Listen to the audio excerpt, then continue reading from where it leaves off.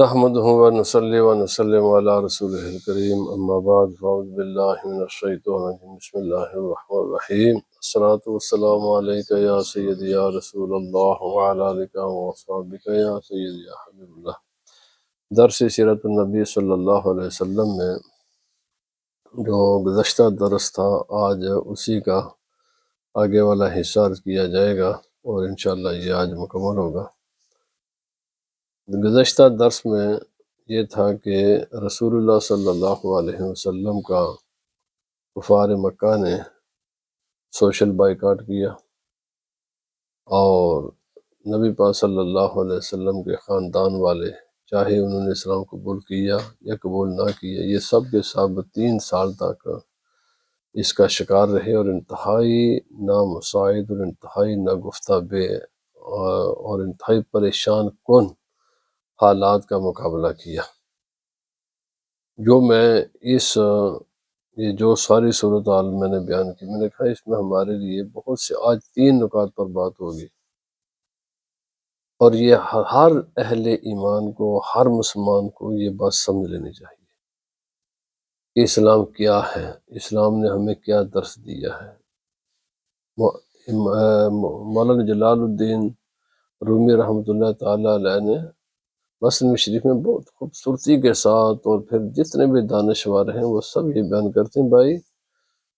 اشیاء میں فرق رکھنا ہے، ہر ایک کو ایک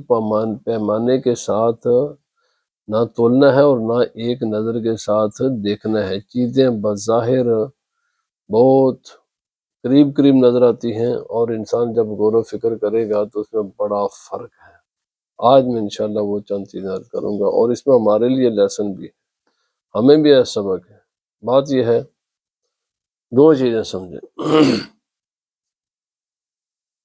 جن لوگوں نے تکلیفیں دیکھی ان میں دونوں یہ شامل تھے، مسلمان بھی اور کافر بھی، کیونکہ نبی پاک صلی اللہ علیہ وسلم کے خاندان کے سارے لوگوں نے تو اسلام قبول نہیں کیا تھا، اور ان کے ساتھ وہ غلام اور بے سہارا لوگ جنہوں نے اسلام قبول کیا وہ بھی ان کے ساتھ۔ اب دوسرا رخ یہ ہے کہ جب نبی پاک صلی اللہ علیہ وسلم نے مدینہ طیبہ تشریف لائے تو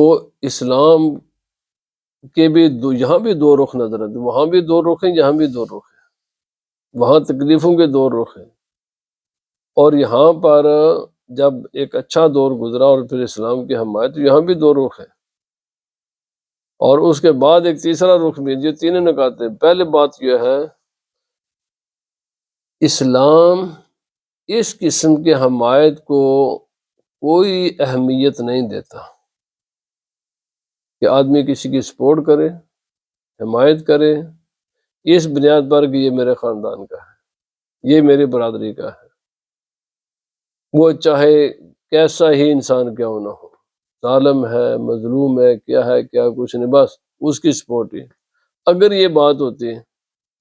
تو وہ لوگ کہ جنہوں نے مکہ معظمہ میں 3 سال تک ان مشکلات کا سامنا کیا، ان کو اپریشیٹ کیا جاتا، لیکن ان میں فرق رکھا گیا۔ جن لوگوں نے یہ ساری تکلیفیں برداشت کی ہیں اسلام کے لیے، اللہ کے رضا کے لیے، رسول خدا صلی اللہ علیہ وسلم کے ساتھ اس حیثیت سے کہ وہ اللہ کے رسول ہیں، آپ کے ساتھ وفاداری کے لیے، اس حیثیت سے نہیں ہے کہ وہ میرے خاندان کے ہیں، میری برادری کے ہیں۔ آج آپ دیکھ لیجیے، آپ کو بے شمار جگہیں یہ نظر آئیں گی کہ چاہے ہماری اپنی برادری کا ظالم ہے، چاہے کیسا بھی ہے، چونکہ یہ میری برادری کا ہے لہذا یہ میرے گروپ کا ہے، یہ میری جماعت کا ہے، لہذا میں نے اس کو ہر حال میں سپورٹ کرنی۔ اسلام اس کی اجازت نہیں دیتا۔ اسلام کہتا ہے کہ تم نے ہمیشہ ہی سب سے پہلے اس بات کا فیصلہ کرنا ہے کہ ظالم کون ہے، مظلوم کون ہے، اور پھر کس کام کے لیے تم نے حمایت کرنی ہے۔ دنیاوی مقاصد، دنیاوی اغراض،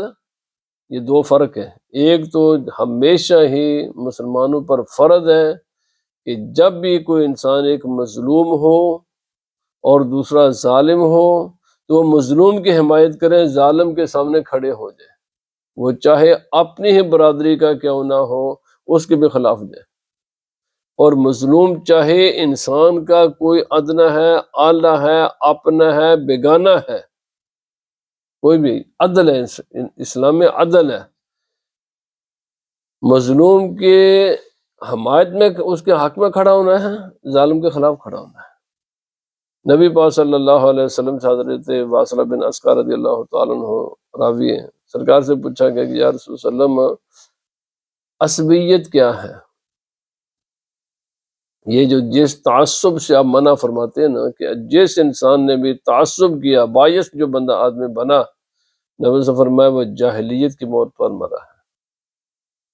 اس کا اسلام کے ساتھ کوئی تعلق نہیں ہے۔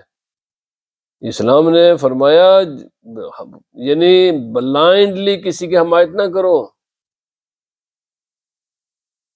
جب صحابی رسول نے پوچھا کہ یا رسول اللہ صلی اللہ علیہ وسلم جس عصبیت سے آپ منع فرماتے ہیں کہ بھائی ایسا نہ کرو، یہ کفر کی ایک قسم ہے، بالکل یہ کفر کے قریب یہ معاملہ ہے، اسلام اس کی اجازت نہیں دیتا، وہ کیا ہے اس کو ذرا ڈیفائن کر دیں۔ تو نبی پاک صلی اللہ علیہ وسلم نے فرمایا ان تعین اخاہ علی ظلم، جس تعصب سے، جس کسی انسان کو سپورٹ کرنے سے میں منع کرتا ہوں وہ یہ ہے کہ آپ کہو بھائی اور وہ ہو ظالم اور اس کے باوجود پھر اس کی حمایت کرو، اس سے میں منع کرتا ہوں۔ اگر ظلم نہیں ہے، آپ کا بھائی مظلوم ہے، یا یہاں پر ظلم کا معاملہ نہیں ہے، خیر خواہی کا معاملہ، تو پھر کیا کرو اپنے برادری کو سپورٹ، برادری کی حمایت کرنا، برادری کو سپورٹ کرنا، برادری کو فائنینشیل اس کی مدد کرنا، یہ ساری اچھی چیزیں ہیں، لیکن ظالم وہ پھر بھی فرمائے پھر نہیں، لائن نبی پاک صلی اللہ علیہ وسلم نے کھینچ دی کہ کب تک تم نے اپنے رشتہ دار، برادری، کنبہ، قبیلہ، اپنے جتھے، اپنے گروپ کی حمایت کرنی، جب تک کہ وہ ظالم نہ ہو، وہ غلطی پر نہ ہو۔ اگر وہ حق پر ہیں ضرور کرو، مالی سپورٹ بھی کر سکتے ہو، اخلاقی بھی کر سکتے ہو، سیاسی بھی کر سکتے ہو، سارے کام کر سکتے ہو، لیکن اگر وہ رائٹ ہے، اگر وہ ظالم ہے تو پھر اجازت نہیں ہے۔ اسی لیے یہ جو کفار مکہ نے مصیبتیں دیکھی ہیں، کبھی آپ نے کبھی کسی کتاب پڑھا ان کو بھی اپریشیٹ کیا گیا ہے اسلام میں؟ کیوں؟ انہوں نے نبی پاک صلی اللہ علیہ وسلم کی حمایت اس نیت سے نہیں کی تھی کہ آپ اللہ کے رسول ہیں، یا اس نیت سے نہیں کی تھی کہ وہ اللہ کے رضا کے لیے ہے۔ وہ کہتے تھے کہ ہمارا جو ہے نا، ہم چونکہ تعصب تھا نا، قبائلی تعصب تھا، قبائلی تعصب میں آ کر انہوں نے یہ مصیبتیں برداشت کی ہیں۔ بھائی ایسی مصیبتیں برداشت کرنے کا اللہ کی بارگاہ میں کوئی اجر نہیں ہے، جس میں پہلے یہ نہ دیکھا جائے ظالم اور مظلوم، حق اور ناحق، اور کس کے مقصد کے لیے۔ اب دیکھیں مدینہ شریف میں جب رسول اللہ صلی اللہ علیہ وسلم تشریف لائے، نمازیں پڑھنے والے ہیں، میں نے گزشتہ درس میں ابو بکر صدیق بھی وہی نماز پڑھتے تھے نبی پاک صلی اللہ علیہ وسلم کی اقتداء میں، اور عبداللہ بن ابی بن ابی سلول وہ بھی نماز پڑھتا تھا۔ یہ جتنے قرآن پاک میں منافقین کا ذکر آتا ہے یہ سارے نمازی تھے، یہ سارے نیکی کے کام کرتے تھے، ہر نیکی کا کام، بلکہ جہاد میں بھی شامل ہوا کرتے تھے، لیکن ان کے لیے اللہ پاک نے فرمایا ان المنافقین فی الدرک الاسفل من النار، وہ جہنم کے سب سے نچلے گڑھے میں ہوں گے۔ اب بات یہ ہے، مولانا روح نے فرمایا، وہاں بڑے کمال آپ نے باتیں لکھی، یہ دیکھیں نماز بظاہر، ظاہری نماز ان کی اور باقی صحابہ کرام میں کوئی فرق نہیں تھا، ایک ہی امام تھا، ایک ہی صف تھی، عمل بھی ایک جیسا تھا، ساری چیزیں ایک جیسی تھی، ایک کو اللہ رب العزت نے اپنے رضا کا مجدہ سنایا، رضی اللہ عنہ، اللہ پر نے فرمایا رضی اللہ، وہ اللہ سے راضی ہیں، اللہ ان سے راضی ہے، ان کو یہ مرتبہ عظمتیں شان عطا فرمائی، اور دوسروں کے لیے فرمایا جہنم کا سب سے نچلا گڑھا ہے۔ عمل بظاہر ایک جیسے تھے، اب کیا چیز ہے جی؟ صرف ایک مسئلہ تھا، باقی کوئی چیز نہیں تھی، کہ ان کی حمایت وہ دنیاوی مقاصد کے لیے تھی،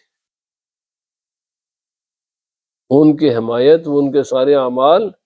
دنیاوی مقاصد کے لیے تھے، اندر دل سے اخلاص کے ساتھ اللہ کے رضا کے لیے حمایت نہیں تھی ان کی، تاکہ ہم انہی کی طرح نمازیں پڑھیں گے، انہی کے ساتھ بالکل سارے ہمارے انہی کے ساتھ کریں گے، تاکہ انہیں ہماری حقیقت کا علم نہ ہو، اور ہم جناب من ان سے جتنے بھی بینیفٹ ہیں وہ بھی حاصل کریں، اور پھر ان کے جتنے بھی جاسوسیاں ادھر سے خبریں لے کر کفار تک پہنچائیں، نیتیں خراب تھیں۔ یاد رکھ لیں، ایک کے لیے جنت کے اعلیٰ ترین مراتب،